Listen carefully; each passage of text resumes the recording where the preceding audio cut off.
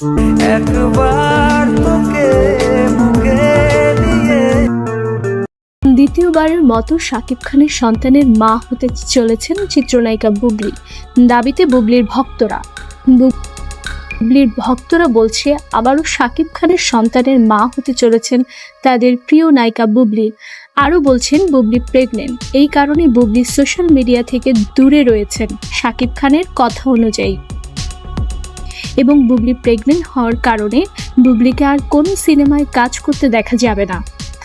এক পলকে তোমায় দেখে প্রেমে গেছি পড়ে। ও প্রেগনেন্সি লুকানোর জন্য সোশ্যাল মিডিয়ায় আসছেন না। তবে কি বুবলি আবারও এই গুঞ্জনটি সত্যি করে দেবেন, দ্বিতীয়বারের মতো শাকিব খানের সন্তানের মা হয়ে?